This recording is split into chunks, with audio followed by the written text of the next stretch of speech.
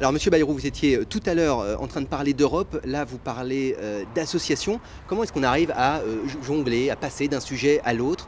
Vous préparez longtemps à l'avance ces dossiers? C'est presque toute une vie de préparation parce que ces sujets-là qui sont au fond les grandes questions, comment on vit ensemble, comment la France va vivre dans les années qui viennent. Ces sujets-là, on les prépare par des années et des années de réflexion et de travail avec les intéressés. Alors là, on va parler des associations. Vous vous rendez compte qu'il y a en France 1 million d'associations, il y a 16 millions de bénévoles, il y a plus de 30 millions de membres. D'adhérents.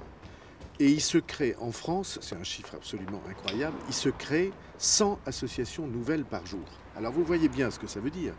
Ça veut dire qu'il y a dans la société française un besoin de s'organiser, de se serrer les coudes. Un très grand besoin de solidarité. Et moi je crois que dans le monde qui vient, je dirais ça ce soir à Toulouse, dans le monde qui vient, il y a un modèle de société qui est en train de naître, et qui est le modèle de la solidarité. Justement, vous parlez de votre discours de Toulouse. Est-ce que vous êtes déjà dedans? Vous vous préparez déjà mentalement? Vous avez forcément écrit votre discours, mais vous y repensez, vous le repréparez?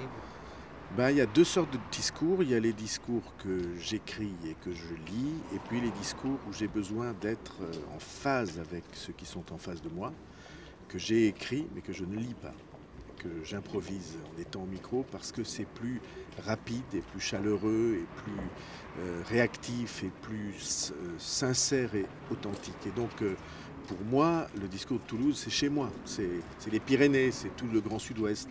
Et donc ça, c'est très important de pouvoir faire passer aussi ce sentiment-là en étant devant le micro, avec mes amis, sans avoir un texte pour nous séparer. On vous retrouve tout à l'heure à Toulouse. Merci, Monsieur Bayrou. Voilà, la suite avec François Bayrou qui sera tout à l'heure, donc en discours en direct à suivre sur BFM TV, en discours à Toulouse. Il faut que vous vous rendiez compte qu'il y a beaucoup de responsables politiques qui ne se reconnaissent pas dans la manière dont Nicolas Sarkozy organise la campagne électorale et dans les thèmes choisis. Et tout cela, républicains, démocrates, enfin des humanistes, des gens, tout cela, ils sont mal dans le moment que nous vivons. Sur les associations, qu'est-ce que vous êtes venu annoncer? Annoncer non, mais dire des principes et défendre des idées que vous allez entendre à la tribune. Ah, c'était à la Bonjour, fin. monsieur. Oui, Eh bien, c'est le premier Voilà. Ah, ça c'est formidable. que je dédicace. Quel est votre prénom? Thierry, le fils. Thierry. Monsieur Bayrou?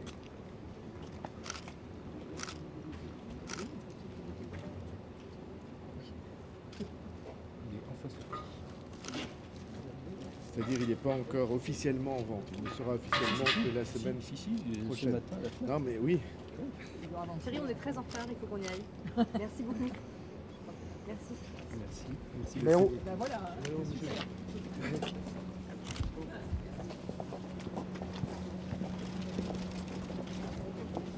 Oui, bonjour Damien, effectivement, je me trouve à Toulouse avec François Bayrou. Bonsoir François Bayrou, on vous a suivi ce matin à Paris, puis une étape à Saint-Denis. On est ici à Toulouse. Dans quelques minutes, vous allez prononcer un discours important de votre campagne. Dans quel état d'esprit est le candidat, quelques minutes avant de découvrir cette salle où on attend plus de 3000 personnes? Il sera diffusé sur BFM TV, donc avec une audience près de 100 fois supérieure. Dans quel état d'esprit vous êtes? Toujours avant les meetings, moi j'ai un peu le trac parce que c'est des moments très forts, et très affectifs. Toulouse, c'est le Sud-Ouest, c'est les Pyrénées, c'est le rugby, c'est une terre que j'aime beaucoup avec des gens que j'aime qui sont d'une certaine manière ma famille. Et donc c'est impressionnant et en même temps c'est un moment crucial, passionnant, parce que vous sentez bien qu'il est en train de se passer des choses dans l'opinion publique. Qu'il y a des gens, un très grand nombre de Français, une large majorité qui est exaspérée à l'idée qu'on veut le contraindre à un deuxième tour décidé à l'avance. Et c'est absolument pas leur volonté et leur sentiment.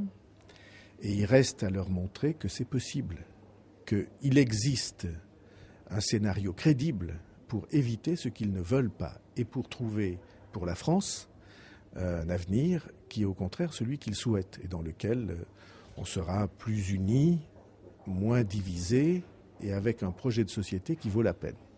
Et donc c'est le thème du discours de ce soir et c'est un discours que, comme ça m'arrive quelquefois, je prononcerai sans note. Alors justement, vous l'avez dans votre tête ce discours, vous le préparez aussi avec vos conseillers, on voit que vous êtes très entouré ici ce soir.